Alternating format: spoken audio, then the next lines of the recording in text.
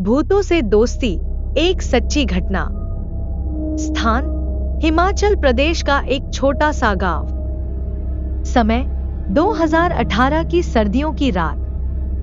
मैं और मेरे 3 दोस्त रोहित, सुहानी और करण हिमाचल प्रदेश के एक गांव में छुट्टियां मनाने गए थे।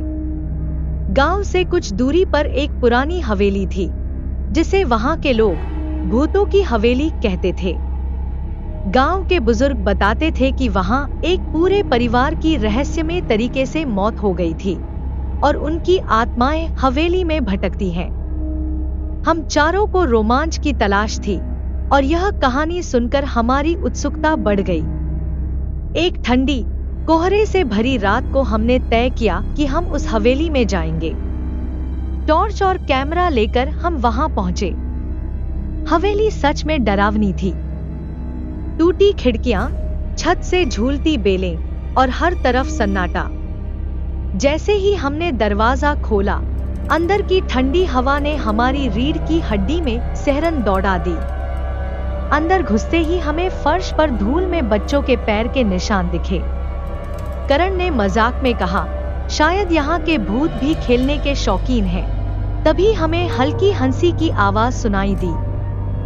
हमने सोचा कि शायद हमारा वहम है, लेकिन तभी कमरे का दरवाजा अपने आप बंद हो गया। अब हमें यकीन हो गया कि यहाँ कुछ तो है। डर के बावजूद हमने आगे बढ़ने का फैसला किया। अचानक एक कमरे में रोशनी चमकी और एक महिला का धुंधला सा अक्स दिखाई दिया। उसने हमें डराने की कोशिश नहीं की, बल्कि हमें इशारे से अपने पास बुलाया। हम हिम्मत करके उसके पास गए। उसने कहा, हम तुमसे दोस्ती करना चाहते हैं। यह सुनकर हमें विश्वास नहीं हुआ।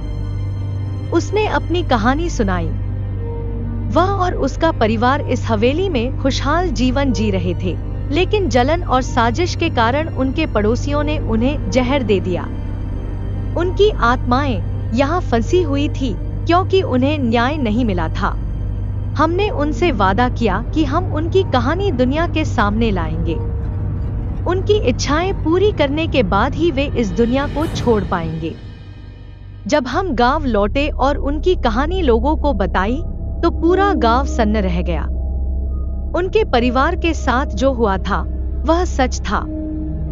हमने उनकी याद में एक छोटा मंदिर बनवाया और कुछ दिनों बाद उस हवेली से अजीब घटनाएं बंद हो गईं। आज भी जब हम उन पलों को याद करते हैं, तो रूह कांप जाती है। लेकिन हम जानते हैं कि हमने आत्माओं से दोस्ती करके उन्हें शांति दी। यह कहानी सिर्फ एक डरावना अनुभव नहीं, बल्कि यह दिखाती है कि कभी-कभी डर के पीछे भी एक दर्द भरी सच्चाई होती है।